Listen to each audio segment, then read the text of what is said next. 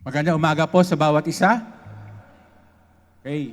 Sa umaga pong ito, tayo po ay makakarinig ng mensahe at ang ating pong mensahe ang pamagat is ang pamumuhay na may disiplinadong buhay.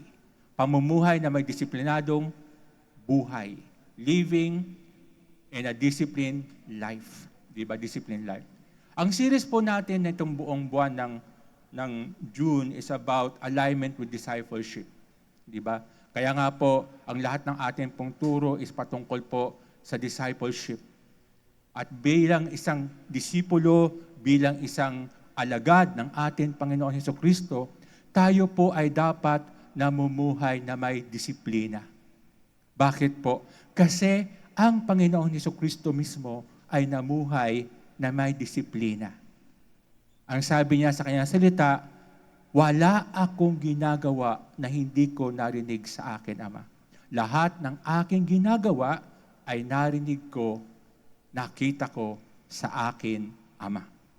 And therefore, kapag tayo po ay alagad, kapag tayo po ay disciple ng ating Panginoon Hesukristo, dapat tayo po ay disiplinado dahil ang ginagaya po natin ay walang iba kundi ang ating Panginoon Hesukristo. At ang ating pong teksto ay makikita po natin sa Lucas, Kapitulo 9, talatang 23. Basahin po natin ito mga kapatid. Yung tayo po ay nag-almusal na at talagang bigay po natin ang pinakamataas na papuri sa Panginoon sa pamamagitan ng pagbabasa ng kanyang salita. Ready? 1, 2, 3. At sinabi niya sa lahat, kung ang sino man ay nagnanais sumunod sa akin, tanggihan niya ang kanyang sarili at magpasa ng kanyang krus araw-araw at sumunod sa akin. Alam ko na alam ninyo ang verse na to. Probably sa inyo pong pamumuhay Kristiyano, ito po ay napakinggan nyo several times or many times sa buhay po ninyo. Pero hindi po yan ang tanong. Ang tanong, paano ba natin to ina-apply sa buhay po natin bilang isang disipulo o alagad ng ating Panginoon Hesukristo? Maaaring alam mo yung verse, pero hindi nangyayari sa buhay natin yung verse, yung scripture. Pero pag-usapan muna natin, ano bang ibig sabihin ng disiplina? Diba? Ano ba yung ibig sabihin ng disiplinado? Diba? Disiplinado. Sa Bible po, makikita po natin sa Hebrews chapter 12, verse 6. Basahin muna po natin. Ito po hindi po natin ito teksto, no? Ang teksto po natin ay Lucas chapter 9, verse 23. Pero para maintindihan po natin yung salitang disiplina na nakalagay sa ating pong title, pamumuhay na may disiplinadong buhay, kailangan natin maintindihan ano ba yung disiplina. At makikita po natin yung disiplina sa Hebreo, Kapitulo 12, talatang 6. Basahin po natin mga kapatid. Ready? 1, 2, 3. Sapagkat dinidisiplina ng Panginoon ang kanyang minamahal at pinarurusahan ang bawat itinuturing na anak. Diba? Diyan po lumabas yung salitang disiplina. At ano pong ibig sabihin ng disiplina diyan sa word na yan, diyan sa verse na yan, diyan sa scripture na yan. Ang ibig sabihin po ng disiplina diyan sa word na yan, sa Griego ay paedi. Na ang ibig sabihin ay pagsasanay, training, panuto or instruction, di ba? Pagtutuwid, correction, at pagpapalaki or art upbringing. Kaya ang ibig sabihin ng disiplina, pag narinig po natin yung salitang disiplina, hindi lamang ito ibig sabihin pagpaparusa. Di ba? Pagpaparusa. Kaya ka dinidisiplina dahil nais kang sanayin. Kaya ka dinidisiplina dahil nais kang magkaroon ng panuto, instruction na tinatawag. Kaya ka dinidisiplina para ikaw ay maituwid. Kaya ka dinidisiplina para ikaw ay lumago ng maayos. Magbunga ng maayos. Nakuha po natin? Yun po ang disiplina. Yun po ang disiplina na atin pong makikita sa chapter 12 verse 6 o Hebrew chapter 12 verse 6, di ba? Na ito rin po ang nakalagay sa ating pong title. Na ibig sabihin disiplina dito ay pagsasanay, pagtutuwid, pagbibigay ng tamang instruction at pagpapalaki ng tama or pagpapalago o pagpapabunga. Yun po ang ibig sabihin ng disiplina. Disiplina. Ang disiplina po ay nagpapakita ng pag-ibig at paglago, hindi lamang ito parusa. Di ba? Ang disiplina po ay nagpapakita ng pag-ibig at paglago. Kaya nga po sabi sa Hebrew, di ba? Disiplina ng ama ang kanyang anak. Bakit po? Kasi mahal niya. Di ba? Pag hindi ka disiplina, ibig sabihin, hindi ka mahal. Bakit? Hindi ka tinutuwid. Hindi ka binibigyan ng tamang instruction. Hindi ka sinasanay. Hindi ka hinayaan na maging mabunga. Hindi ka hinayaan na maging malago ang buhay mo. Di ba? Kaya tayo po ay didisiplina.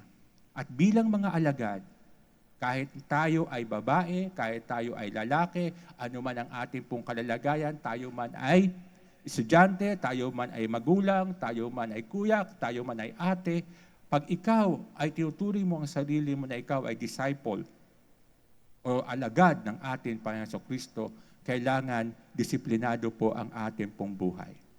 Kaya nga po sa Biblia, ang disiplina ay hindi lamang pagpaparusa, ito ay paraan ng Diyos sa paghubog ng buhay ng isang mananampalataya. Tulad ng isang ama na gumagabay sa kanyang anak. Ba? And by the way, Happy Father's Day po sa lahat ng tatay. Di ba? Happy Father's Day sa lahat ng mga tatay. Di ba? Kasi po, bakit hindi ka agad ako bumati ng Happy Father's Day? Kasi mawawala ako doon sa gusto kong sabihin. Kaya hindi ako agad bumati doon sa Happy Father's Day kasi gusto kong emphasize na ang tatay, ang unang-unang dapat disiplinado ang buhay.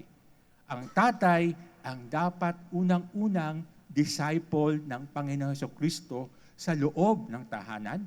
Ang tatay ang dapat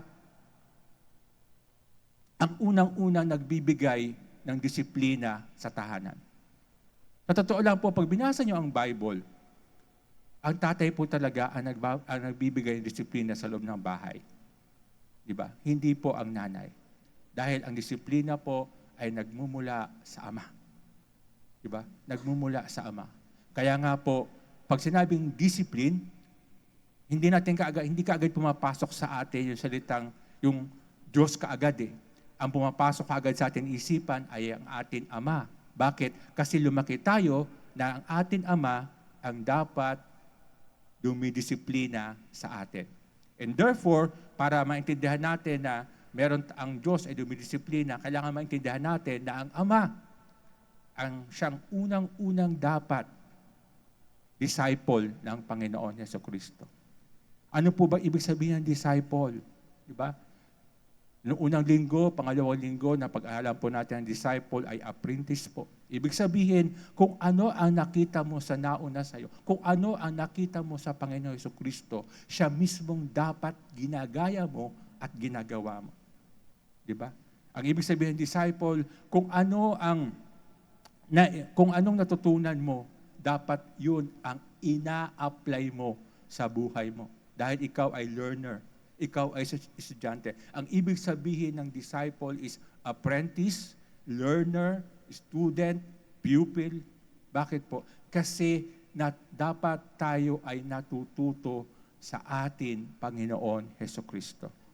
And therefore, i-admit po natin sa tahanan po, bilang tatay o maging nanay, ay ini-emphasize ko po yung tatay ngayon kasi nga Father's Day. Okay? Di ba? Father's Day. Pero ito pong sinasabi ko ng disiplinadong buhay, disiplinadong pamumuhay ay para po sa lahat. Pero ang ginagamit ko laging halimbawa ngayon ay mga tatay kasi nga po Father's Day in tribute for them. Di ba? And tribute para po sa mga tatay. Pero ang pamumuhay na may disiplinadong buhay ay para po sa lahat. Di ba? Para po sa lahat. Kaya nga po, kapag tayo po ay gusto natin maging mamuhay na may disiplina, wala pong ibang pwedeng magturo sa atin. Di ba? Walang ibang pwedeng magturo sa atin ng disiplina, kundi ang Diyos mismo. Bakit po? Wala pong paaralan para sa mga tatay. Wala naman nagturo sa atin na maging tatay. Di ba? Walang nagturo sa atin kung paano ang maging isang ina, maging isang ama.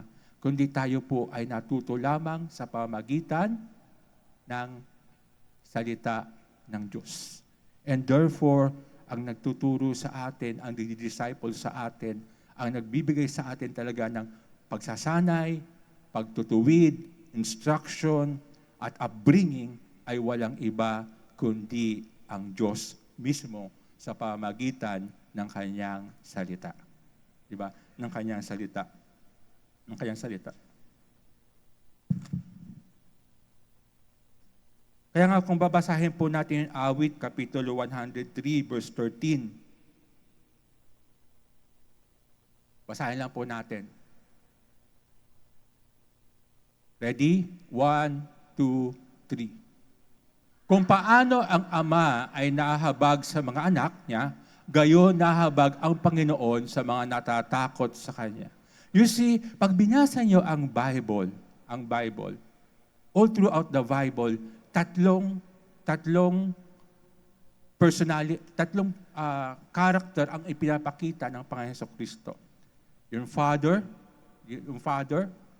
di ba? Yung King at yung Shepherd, di ba? But mostly ang ipinapakita ng Panginoon magmula sa Old Covenant hanggang sa New Covenant, makikita natin na ipinapakita ng Diyos na siya ay Ama. Di ba? Na siya ay Ama. Diba? Ang sabi doon, kung paano ang ama ay nahabag sa mga anak niya, gayon nahabag ang Panginoon sa mga natatakot sa Kanya. Diba? Natatakot sa Kanya. Kaya nga po,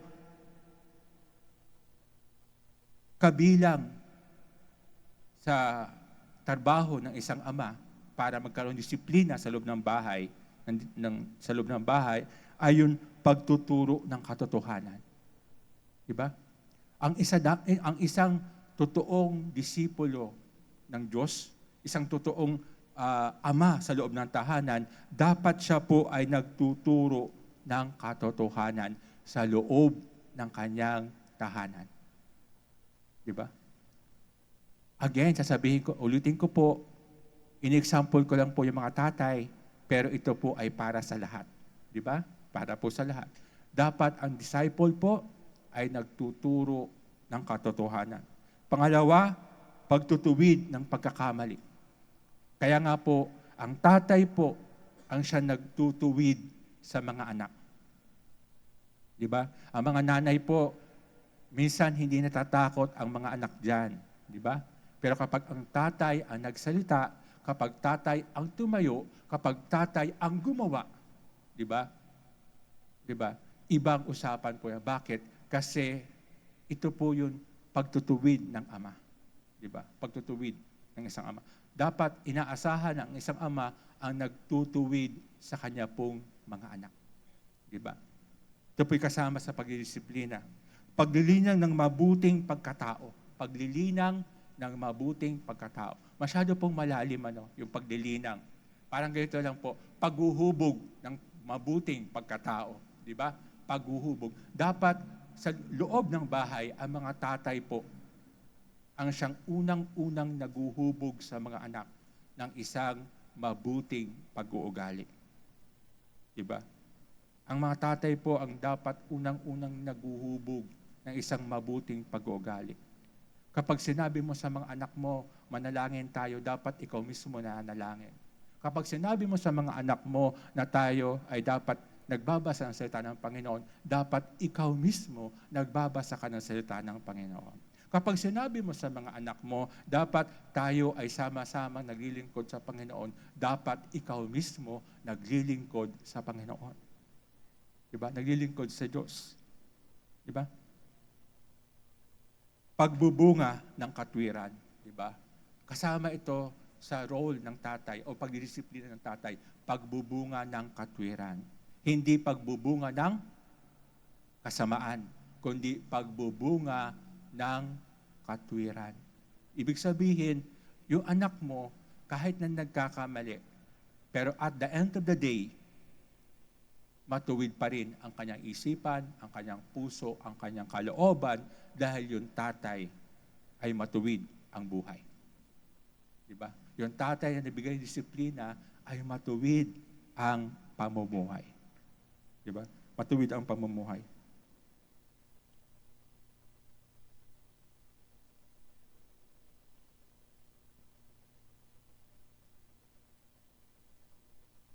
Kaya nga po, ang mga tatay, bago siya makapagbigay disiplina sa kanya po mga anak, dapat siya po ang unang-unang disiplinado sa loob ng tahanan.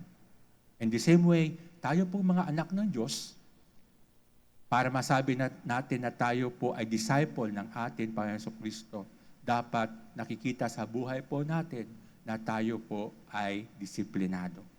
Di ba? Disiplinado. Pero ang tanong ngayon pong umaga, di ba? Ano ba ang kahulugan ng disiplinadong pamumuhay? Ano ba ang kahulugan? What do you mean by a disciplined life? Di ba? What do you mean by a disciplined life?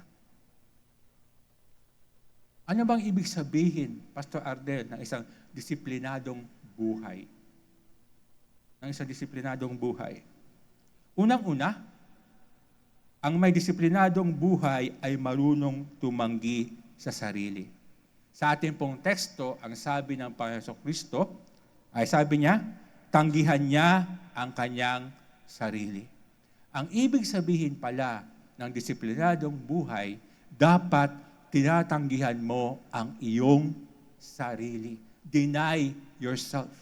Diba? Pag sinabing deny yourself, diba? Deny yourself, ang tunay na pagsunod kay Kristo ay nagsisimula sa pagtanggi sa sarili. Ibig sabihin, hindi mo inuuna yung sarili mo, kundi inuuna mo yung kapakanan ng pamilya mo, kapakanan ng ibang tao, kapakanan ng mga tao sa iglesia, kapakanan ng ibang tao.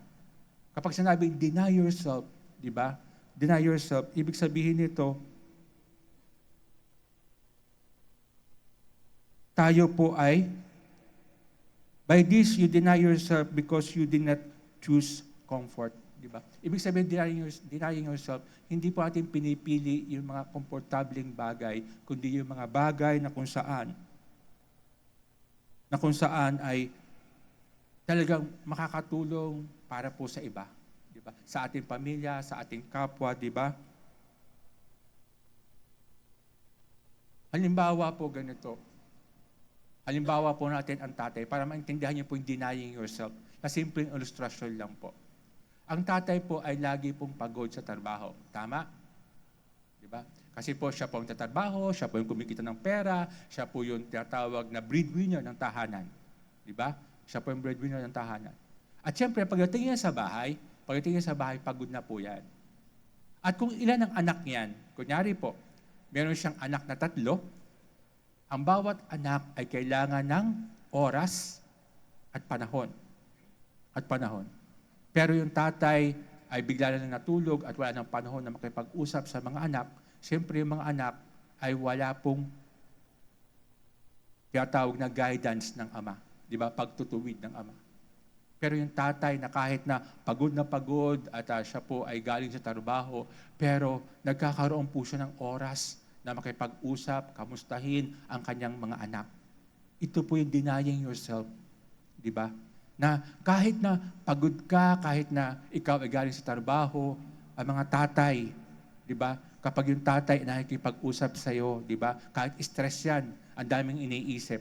Pero pupuntahan ka sa kwarto, kakausapin ka, anak, kumusta ka na? Anak, ano nangyari sa iyo sa buong maghapon na to? Anak, ano ang ginawa mo sa buong maghapon na to? May oras na kausapin ka, may oras na ikaw ay bigyan ng panahon bilang isang anak. Ito po yung tinatawag na denying yourself. Di ba? na hindi bagamat hindi komportable para sa iyo, pero inuna mo yung kapakanan ng anak mo, kapakanan ng asawa mo, kapakanan ng mga tao na kapaligid sa iyo. Ito yung ibig sabihin ng denying yourself. Di ba? Kasi alam niyo po, kapag ang tao ay gutom, di ba? Kapag ang tao ay pagod, kapag ang tao ay problemado, ang hirap pong kausapin yan. At doon natin makikita kung kaya niyang i-deny yung kanyang sarili in spite and despite of na sa lahat ng kanyang circumstances. Kung siya'y gutom, kaya nga po yung asawa ko dati, kasi po dati pag ako po ay gutom, talagang hindi mo ako makausap ng maayos. Opo. Talaga sabi ko, pwede ba huwag mo muna akong kausapin? Gugutom ako eh. Di ba? Huwag mo muna akong kausapin. Alam mo, sabi niya sa akin, kinorek niya ako, sabi niya sa akin, alam mo, ang totoong Kristiyano, kahit gutom, dapat nakakausap ng maayos. Kaya nasanay ako na gutom. Bakit po? Kasi sinanay ko yung sarili ko na kahit gutom ako, hindi mainit ang ulo ko. Bakit? Kasi kailangan kong i-deny yung akin sarili. Nakuha po ninyo. Kailangan kong i-deny yung akin sarili. Diba?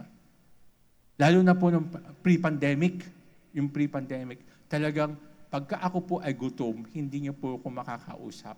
Mainit ang ulo ko, ayaw ko makapag-usap. Gusto ko na umuwi ka agad. Diba? Kasi yung pre-pandemic po talaga, wala naman pong kainan dito sa church eh. Kanya-kanya tayong uwian eh. Kaya ako po nagmamadali ng umuwi kasi nagugutom na ako. At kapag ako'y gutom, ayaw ko nang kinakausap ako. Di ba? Kinakausap ako. Ang perfect, yung po ang ibig sabihin ng denying yourself. Na kahit ang comfortable, hindi komportable para sa'yo. Di ba? Hindi komportable para sa'yo. Di ba? Na makipag-usap. Kailangan makipag-usap ka pa rin ng maayos. Di ba? Lalo na sa isang pastor po, kapag pastor ka, at oras na pagkain, tapos sasabihin, may problema po ako, pastor eh. Gutom ka na. Sabihan ka pa, may problema. Kailangan mo pang i-delay yung pagkain mo. Kahit nagugutom ka, kailangan mong harapin. Kasi nga, problemado. Di ba? Problemado. Yun lamang po ang mga simple illustration ng denying yourself. Hindi ko na po kailangan palamigin pa o bigyan kayo ng napakalaking ilustrasyon ng denying yourself. Hindi nyo kailangan magpapako sa krus. Hindi nyo kailangan na kayo ay magkaroon ng isang malaking sakripisyo. Diba? Unahin mo lang ang iba kaysa sarili mo, you deny yourself. Diba? You deny yourself. Diba? Na kapag yung anak mo kasama mo sa isang lugar, sa isang shopping, sa isang mall, diba? Nabibili ka dapat ng sapatos, may nagustuhan na isang bag, di ba? Ang pera mo lang ay pambili ng sapatos. Pero ang gusto niya ay bag. Anong uunahin mo? Yung bag o yung sapatos mo? Di ba? Yung bag o yung sapatos mo? Diba? Kaya nga mga kapatid, mga minamahal, ang disiplina o ang pamumuhay na may disiplina is denying yourself. Di ba? Ito po ay makikita po natin sa loob ng tahanan, sa loob ng iglesia, at maging sa ating community na ang mga tao ngayon inuuna ang sarili kaysa sa iba. Pero tayo bilang mga disciple ng ating Panginoon Kristo, ikaw na tatay sa loob ng tahanan, dapat ikaw ang unang-unang nakakakitaan na i-deny mo ang iyong sarili. Deny yourself, di ba? Na tanggihan mo ang iyong sarili. Mga kapatid, hindi ko sinasabing pabayaan ninyo ang iyong sarili. Di ba? Yung bang may sakit ka na, ayaw mo pang pagamot, di ba? Hindi ganon. Ang sinasabi kong denying yourself, di ba? Yung comfort na dapat meron ka, ibigay mo sa iba. Di ba? Yung oras na dapat sa sarili mo na, ibigay mo sa iba. Yung effort na dapat sa sarili mo, ibigay mo na sa iba. Diba? Hindi ko sinasabing pabayaan ninyo ang inyong sarili. Hindi po pwede po yun dahil kayo po ay templo ng katawan templo ng Banal na Espiritu. Ang katawan po ninyo ay templo ng Diyos. Hindi nyo rin pwedeng pabayaan ang inyong sarili. Iba yung denying yourself at iba yung pinabayaan mo yung sarili mo. Ang denying yourself ay yung mga bagay na pwede mong ibigay mo. Yung mga bagay na dapat na pangangalaga sa sarili mo, gawin mo. Diba? Gawin mo. Diba? Kasi baka mamaya magtanong, denying yourself dapat hindi na ako nag-exercise, kasi inuuna ko yung pamilya ko, hindi. Ang denying yourself, yung comfortability na tinatawag, hindi dapat yun ang mauna. Mauna dapat ang pamilya mo, ang ibang tao. Diba? Ang ibang tao. Pangalawa, ang disiplinadong buhay ay nagpapasa ng krus araw-araw. Diba? Ang disiplinadong buhay ay nagpapasa ng krus araw-araw. Sa ating pong teksto, mababasa po natin, sabi ni Jesus, pasanin ang kanyang krus araw-araw. Diba? Ang sabi ba ng Panginoon Kristo, pasanin ang inyong krus ngayon, bukas, o kung kailan nyo gusto. Diba? Ang sabi doon, pasanin ninyo ang inyong krus araw-araw. Ang isang disiplinadong pamumuhay ay ang pagpapasa ng krus araw-araw. Ano ba tong krus na to? Ang ibig sabihin ng krus ay sa talatang ito ang ibig sabihin ng krus sa talatang ito ay sakripisyo, pagtitiis, pagsunod. Di ba? Sakripisyo, pagtitiis, pagsunod. Diba? Kasi meron pa pong ibig sabihin ng sakripisyo ng krus. Ang krus po ay victory, ang krus po ay kapangyarihan, di ba? Pero sa talatang ito, ang ibig sabihin ng krus ay sakripisyo, pagtitiis at pagsunod. Pansinin po ninyo, yung sakripisyo, ginagawa po natin to minsan lang. Di ba? Minsan lang. Kapag, alam niyo yung mga sakripisyong ginagawa ninyo para sa inyong pamilya, di ba? Para sa inyong pamilya, para sa asawa mo, para sa anak mo. Alam mo yung mga sakripisyo na yun. Ginagawa mo yun, maaaring once in a while sa buhay mo. Okay, di ba? Hindi naman araw-araw sakripisyo ka. Di ba? Hindi araw-araw sakripisyo ka. Di ba? Pangalawa, pagtitiis. Ang pagtitiis, ito po ay madalas. Di ba? Madalas. Di ba? Madalas. Kasi yung pagtitiis po, ito po ay kadalasan ginagawa po natin araw-araw. Di ba? Pangatlo, yung pagsunod. Ito po ay araw-araw. Di ba? Araw-araw, dapat tayo po ay sumusunod. Di ba? Ano ba ibig sabihin ng sakripisyo? Di ba? Para maintindihan niyo po ako, ano ba yung mga bagay na ginagawa natin once in a while? Kunyari, ikaw ay pupunta sa church at malayo ang bahay mo. Katulad namin, ang bahay namin ay Taytay at pupunta kami sa church. At kailangan namin magmadali, mag-grab kami. Pag nag-grab kami, it costs about 650 up to 700. Di ba? Pero kailangan namin pumunta rito. Bakit? Kasi nga, malilate na kami o anuman dahilan, di ba? Anuman dahilan, ito po ay sakripisyo. 700 ang mawawala sa'yo. Pero once mo lang gagawin yon. Tama? Di ba? Pero yun, ikaw ay araw-araw na nagko-commute. At araw-araw nakakasulubong mo yung traffic. Di ba? Yung traffic, di ba? Yung traffic. Ito po ay madalas. Di ba? Ito po ay madalas. Tama? Di ba? Di ba? Ngayon, yung pagsunod po ay, makikita po natin to even sa ating pong paligid, di ba? Dapat yung pagsunod sa traffic rules, traffic regulation, sa mga bagay na dapat natin ginagawa sa ating pong community, dapat ito po ay araw-araw. Kaya po ang krus po, ito po ay sakripisyo, ito po ay pagtitiis, at ito po ay pagsunod. Di ba? Pagsunod. Mga kapatid, hindi tayo araw-araw sa sakripisyo. Di ba? Katulad example ko po kanina, di ba? Hindi man araw-araw ni anak mo, kasabay mo mag-mall, di ba? At araw-araw papabili siya ng bagyan. Kadalasan, ikaw lang naman pumupunta o ikaw lang naman mag-isa, hindi naman nakakasama ang anak mo.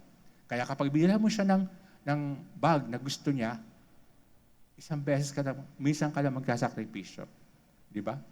Pero kapag nagpabili yan sa'yo ng merienda araw-araw, yun ang pagtitiis. Kasi araw-araw papabili sila ng merienda. Di ba? Yun ang pagtitiis. Di ba? At ang merienda ay hindi lamang halagang 50 pesos, kundi 100 ang hinihingi sa yung merienda. Di ba? Ito ay araw-araw na pagtitiis. Di ba? Pagtitiis. Di ba? Pagtitiis. Yung pagsunod po, ito po tinatawag na, ito po yung pamumuhay po natin. Di ba? Kaya po ang krus po, ang ibig sabihin po nito ay sakripisyo, pagtitiis, at pagsunod. Di ba? Pag disiplinado po tayo, papasanin po natin yung ating pong krus. Para maintindihan niyo po yung krus, example po natin yung mga tatay. Yung mga tatay. Kasi Father's Day po ngayon, di ba?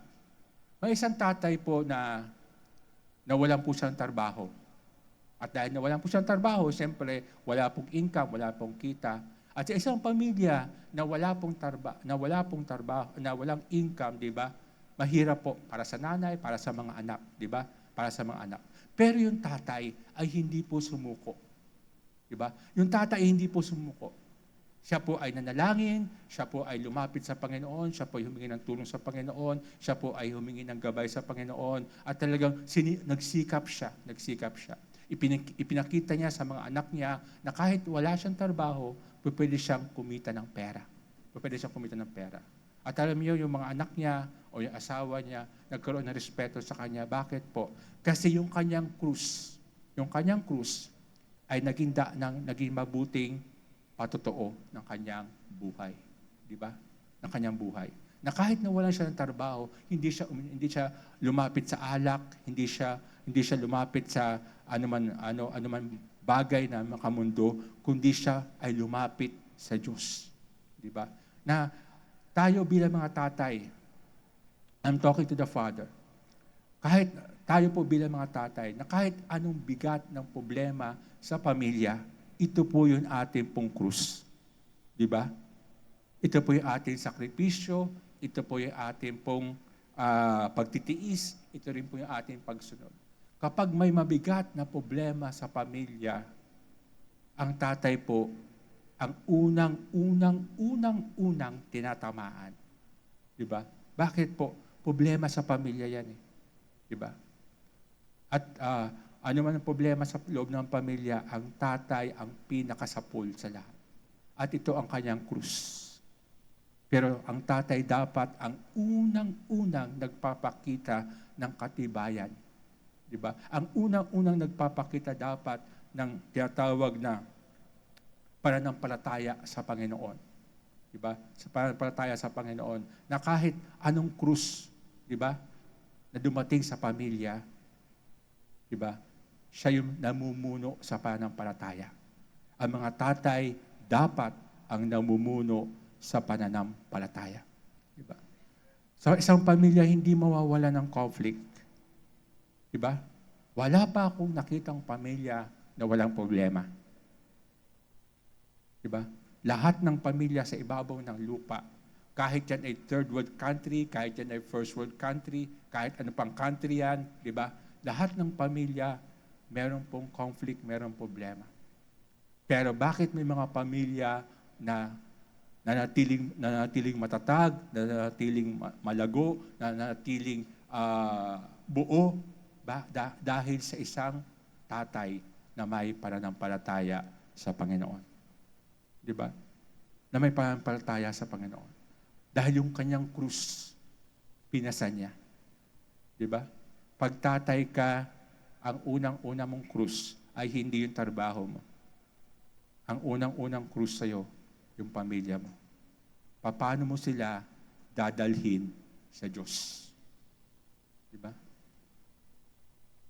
Noong ako po ay tumanggap sa Panginoon way back 1992, nung 18 years old po ako, talagang inisip ko na po na kapag ako po ay nagkaroon ng pamilya, malaking responsibilidad po ito. Di ba? At kailangan talaga, ang unang-unang isipin mo, paano mo dadalhin ang asawa mo, paano mo dadalhin ang anak mo o magiging mga anak mo at magiging mga apo mo sa Panginoon. Di ba? Kaya nga po kung may tinatawag na generational curses, may tinatawag tayong generational blessing. Di ba? Bakit po? Kasi nga po, kapag ang tatay, di ba, pinasan niya ang kanyang krus araw-araw. Ibig sabihin, naging disiplinado ang kanyang buhay. Ang kanyang asawa, ang kanyang mga anak, ang kanyang ang mga apo ay talagang pagpapalain ng Panginoon. Di ba? Pagpapalain ng Diyos. Di ba? Kaya yun ang pangalawa. Pangatlo, ang may disiplinadong buhay ay patuloy na sumusunod kay Kristo. Sabi ni Jesus, ang sumunod sa akin. Di ba? Una po, sabi doon, deny yourself. Pangalawa, take up your cross daily. At pangatlo, sumunod sa akin. Di ba? Walang ibang sinabi ang Panginoon Kristo na dapat sundan natin, kundi sino? Siya mismo. Nakuha po natin, ang sabi niya, sumunod sa akin. Di ba? Ang buhay na disiplinado ay patuloy na sumusunod sa Panginoon. Di ba?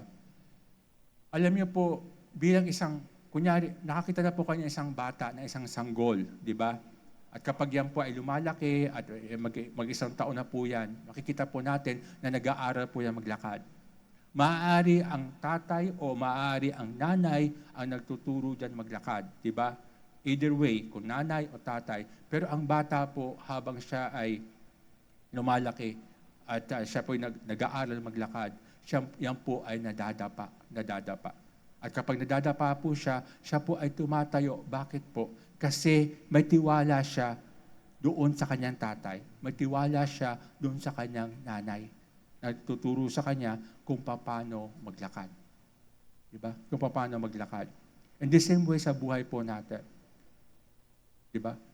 Sa ating pong Kristiyanong pamumuhay, sa ating pong pamumuhay bilang isang disipulo o alagad ng ating Panginoon Kristo, dapat tayo po ay araw-araw na sumusunod sa Panginoon.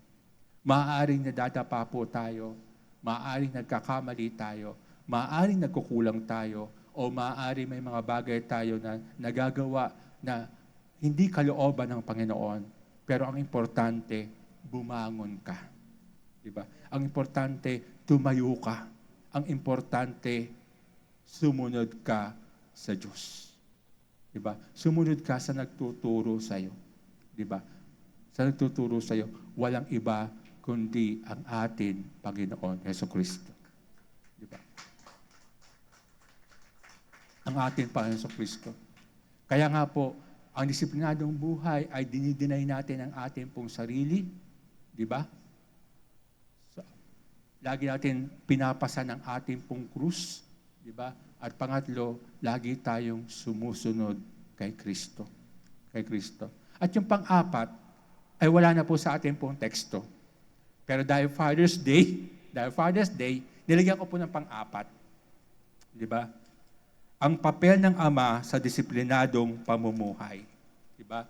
Ang papel ng Ama sa disiplinadong buhay. Diba? Ganito po. Naniniwala tayo that wala pong perpektong ama dito sa ibabaw ng lupa. Diba? Wala pong perpektong ama dito sa ibabaw ng lupa. Ako mismo ay hindi perpektong ama, and I will never be a perfect father. Bakit? Kasi nga ang tatay, ang perfect father natin ay walang iba kundi ang Diyos. Diba? Tayo bilang mga tatay, pwede tayo maging good father, o pwede tayo maging ordinary father. Diba? Diba? Maging ordinary father. Pero hindi tayo pwede maging perfectong ama. Bakit? Kasi nga po, lahat naman tayo ay nagkamali at nagkasala. Diba? Nagkasala. Ngayon, ang ating pong gayahan ng isang ama ay walang iba kundi ang ating Ama sa langit. And therefore, yung mga tatay natin dito sa lupa, tayo po mga tatay dito sa lupa, dapat ang ginagaya po natin ay walang iba kundi ang atin Panginoon Hesukristo. Diba? Ang atin pong Panginoon Hesukristo. Dapat kung anong authority ng atin Panginoon Hesukristo, dapat yun ang authority meron po tayo. Ang authority po natin ay hindi sa atin pong mga kamay. Ang authority po natin ay hindi sa atin pong mga sinturon.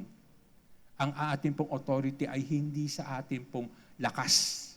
Ang authority po natin ay sa ating pong salita. Bilang tatay, kapag nagsalita ka, nandoon ang authority. Bibigyan ko po kayo ng isang kwento. Noon ako po ay 10 years old o 11 years old, siyempre bata po ako noong 10 to 11 years old, meron pong insekto na pumasok sa akin pong tenga. Sa akin pong tenga. Dahil pumasok po yung insekto sa loob ng akin pong tenga, ito po ay nagbigay sa akin ng matinding irritation. Talagang ang sakit-sakit ng tenga ko at saka talagang parang hindi ko malaman kung nabibingi ako kasi parang may echo na hindi ko maintindihan. At ako po ay iyak ng iyak. Kasi nangyari po yun ay hapon. Hanggang gabi ako po ay iyak ng iyak. Imagine na 10 years old o 11 years old po ako nung umiiyak po ako. Hindi ako iyak na iyak na para bang kundi umiiyak talaga dahil sa sakit. Saka sa irritation tinatawag, di ba? Ngayon, ang ginawa ng tatay ko, buhay pa kasi ang tatay ko that time, at ginawa ng nanay ko, kinaumagahan, dinala po ako sa doktor. At yung doktor po, ang sabi sa akin, nilistahan po kami ng kutakot-takot na gamot, siguro mga 4 na gamot po yun, na nireseta sa akin. Tapos, ang sabi sa amin, kasi tatay ko ang kasama ko nung nagpa-doktor ako, ang sabi sa amin ay, kung hindi yan mawawala, uoperahin po natin. Natakot po. Natakot yung tatay ko. Natakot din ako. Di ba? Natakot din ako. Ngayon, paglabas namin doon sa clinic, may upuan po ka doon sa clinic. Ang sabi sa akin ng tatay ko, ano ba nararamdaman mo? Bakit parang iyak ka ng iyak? Masakit nga po tayo, parang hindi po ako makarinig. Sabi niya, nagsalita siya sa tenga ko. Sabi niya, hello. Ayun, ganoon ako. Sabi niya sa akin, sabi ko, naririnig ko naman po. Anong problema mo? Nakakarinig ka naman, di ba? Ang sabi ko sa tatay ko, sinabi ko naman ng puso ko, Tay, natatakot po kasi ako mabingi. Sabi ko sa kanya, alam yung tatay ko, joker yun eh. Hindi mo siya makakausap yung bang parang normal na kausap, lagi kang bibiruin nun. For the first time ko narinig sa tatay ko, ang sabi niya sa akin, huwag kang matakot, anak. Hindi ka mabibingi. Nung sinabi sa akin ng tatay ko yun, just imagine, hindi siya Kristiyano. Hindi siya believer. Hindi niya alam ang Bible. Pero nung sinabi sa akin ng tatay ko, huwag kang matakot, anak. Hindi ka mabibingi.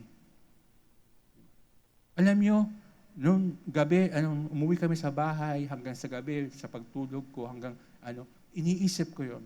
At alam niyo po, kaiisip ko, sinabi ng tatay ko, na wala na yung naramdaman ko. Nawala na sa tenga ko, nawala na yung mga irritation, na nakarinig na ako ng maayos. Dahil sa kaiisip ko, na sinabi sa akin ng tatay ko, na hindi ka mabibingi. Hindi ka mabibingi. At noon ako po ay na ma-injury at mabasa ko po sa yung Bible as a whole, nabasa ko sa Numbers 30. Na kung ano ang sabihin ng tatay sa kanyang anak, ito ang mangyayari. Kung ano ang sabihin ng tatay sa kanyang asawa, ito ang mangyayari. Diba? Ito ang mangyayari. Just imagine, hindi alam ng tatay ko ang Bible, hindi niya kilala si Lord, pero nung magsalita siya ng ganon, diba? After 2 days, hindi na ako uminom ng gamot at hindi na ako nagpagamot, gumaling na po ako. Ganon ang authority ng isang tatay. Nasa salita. Diba? Nasa salita. Diba? Nasa salita. Alam niyo po, minsan sa buhay po natin, Ang scripture po ay kailangan natin maranasan.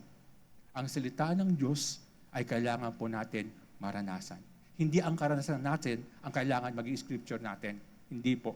Ang scripture ang dapat natin maranasan sa buhay po natin. Kung ano ang nangyari, kung ano ang sinabi ng Diyos sa kanyang salita, dapat yun ang mangyari sa buhay po natin. Hindi yung ating karanasan ang mangyari sa scripture. Hindi po mangyayari yun. Di ba? Kung ano mo yung naranasan mo na wala sa salita ng Diyos, hanggang doon na lang yun. Nakuha po natin. Diba? Pero ano man naranasan mo na ito ay nakasulat sa salita ng Panginoon, ito ay may kapangyarihan. Diba? Ito ay may kapangyarihan. Diba? Ito po ay may kapangyarihan. Kaya nga po, ang tatay po, meron pong authority. Ang kanyang authority ay sa kanyang pagsasalita. Mga tatay, hindi nyo kailangan magmura. Hindi nyo kailangan magsalita ng masakit. Hindi nyo kailangan magtaas ng boses. Magsalita lang kayo, may kapangyarihan na yan. Magsalita lang kayo, may kapangyarihan na yan.